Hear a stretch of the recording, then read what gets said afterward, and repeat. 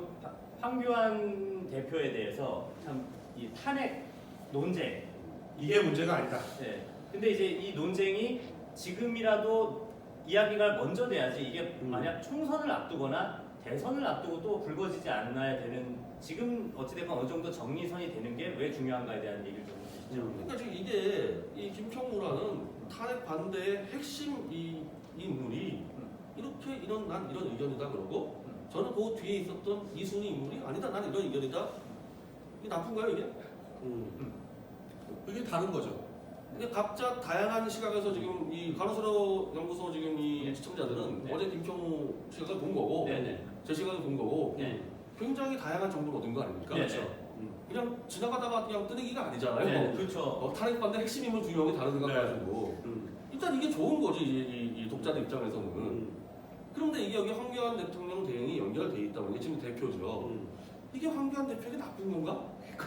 황교안 대표의 그래서 제가 아니, 얘기하기에 정말 이게 해가지고 어떻게 보면 황교안 대표한테 이게 기회일 수도 있어요. 네, 그렇죠. 근데 아니, 이것에 아니. 대해서 누군가는 문제 제기를 해야지 본인이 이거를 일테면 국내 해명이 있으면 해명할 수 있는 거잖아요. 그렇죠. 근데 난 오늘 정말 어이가 없는 게 그 탄핵 정국 때 뭘 했는지도 모르는 어린 아이들이 그러니까요. 아 자기가 뭘 한다고 지금 이것에 대해서 네. 이래다 저래다 그리고 자기 상식에서는 이해가 되지 않는다고. 평가를 해 우파 감별사들이 아주 그냥. 아니 저는 그때 탄핵 정국 때 뭐 했냐고. 그러니까요. 아니 그리고 이런 거죠. 아무 경험이 없어서 아무것도 몰라요. 네. 그리고 검찰이라는 데가 어떤 식으로 의사결정을 하는지도 전혀 몰라. 네. 근데 근거 없이 비판을 한대. 근거가 왜 없어요? 그럼 이런 거죠. 네. 만일에 이번에 그 박근혜 대통령 형집행정지 신청을 했는데 네네. 그 이제 결정권자는 윤석열 검사장이잖아요. 네네. 그럼 윤석열 검사장이 불허를 했잖아요. 네네. 그럼 그 불허가 윤석열이 한 겁니까? 윤석열 아니, 개인이 그냥. 윤석열 검사장 개인이야. 근데 그때 그 탄핵 공소장에 네. 이영렬 검사장이 네. 공소장을 제기를 했어요. 네.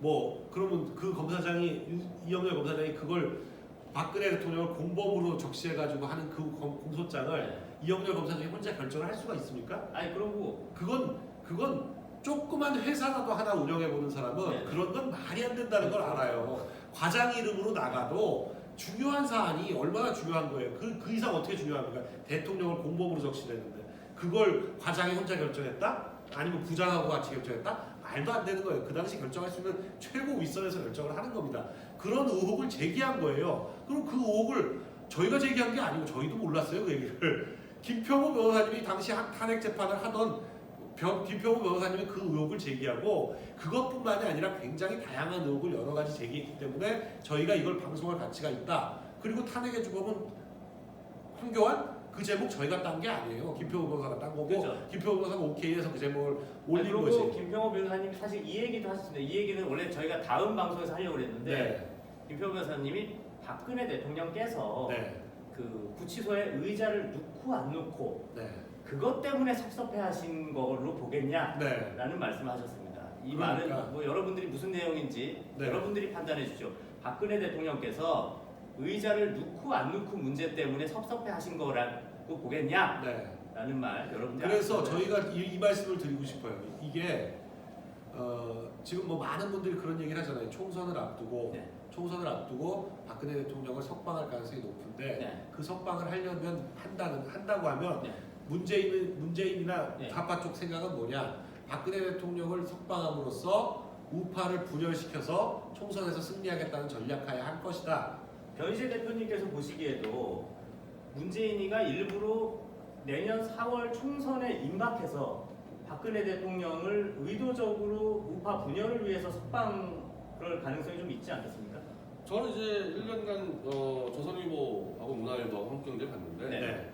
조선일보 논조가 그래요. 네. 조선일보가 그렇게 계속 질러댑니다. 1년 내내. 네. 지금까지도 지르고 있어요. 네.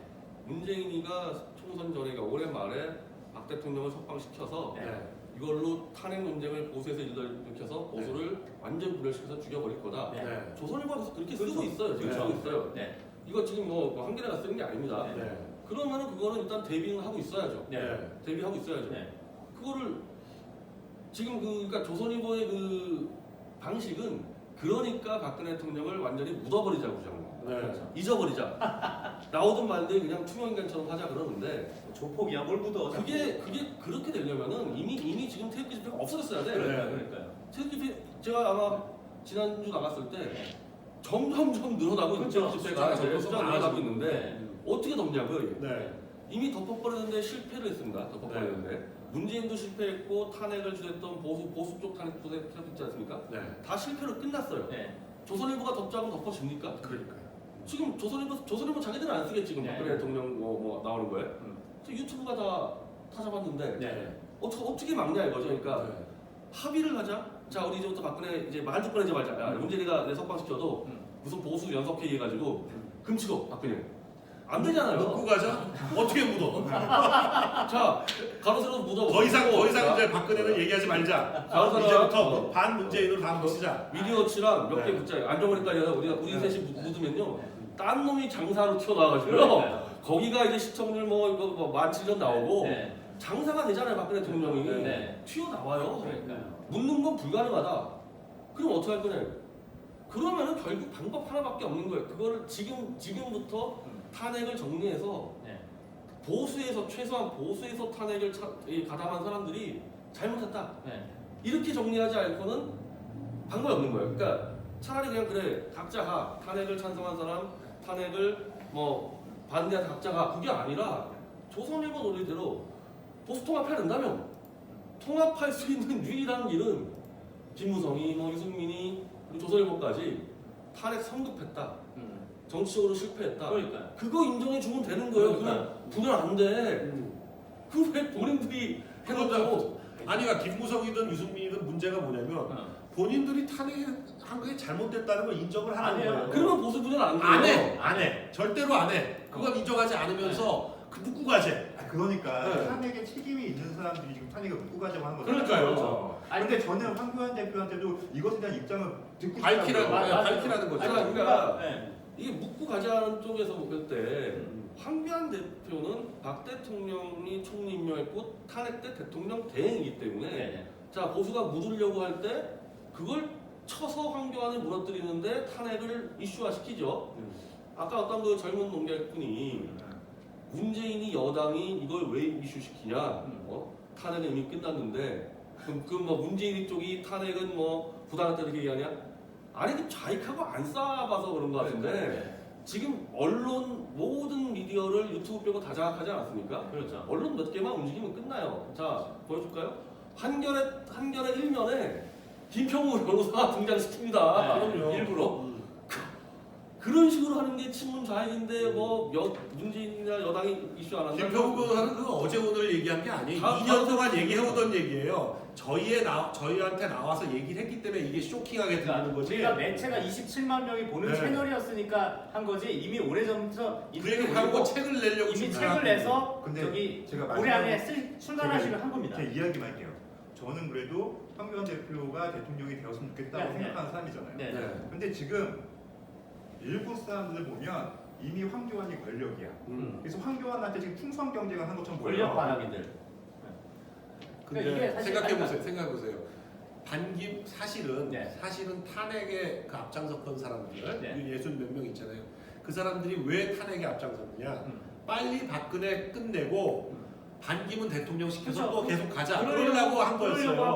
거잖아요. 그러려고 했는데 이 사람들이 가장 실수한 게 뭐냐면 반기문이 3주 만에 그만둘 줄 몰랐던 그렇죠. 거예요. 그렇죠. 조금 더 끌다가 자기들 몸값을 조금 올려가지고 반기문이 와서 붙들어주고 하면 그때 가서 몸값을 최대한 올려가지고 그때부터 하려고 했는데 반기문이 그렇게 쉽게 포기할 줄 몰랐던 거예요. 그러니까요. 그래서 완전히 망친 거예요. 그랬는데 그건 인정을 안 하고 그리고 탄핵이 잘못됐다는 건 인정을 안 하고 이제 와가지고 여론이 어쨌네. 저는 그 김무성의 그 인터뷰 보고 제가 경악을 했습니다. 그러니까요. 당시에 어땠는지, 당시에 여론이 어땠는지 무슨 소리 하는 거예요? 그러니까 아무리 여론이 들끓고 아무리 그 촛불이 그 광화문을 덮어도 자유한국당 그 당시 새누리당에서 63명이 합치지 않았으면 그럼요. 탄핵할 수가 없는 거예요. 진짜 자기네 다음 총선 국회의원 연명하려고 네. 예? 나라가 망가지든 말든 예? 자기 어떻게 보면 대통령을 탄핵시키기 위해서 뭐 박지원한테 그랬나요? 뭐 형님 뭐 몇 명 구했습니다. 얘들아, 이 인간이냐? 아니 네가. 그러니까 탄핵 촛불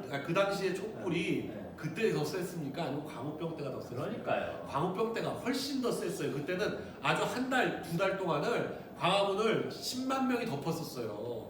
그래도 탄핵까지 갈 수가 없었습니다. 아니 근데 솔직히 우리 변희재 대표께서도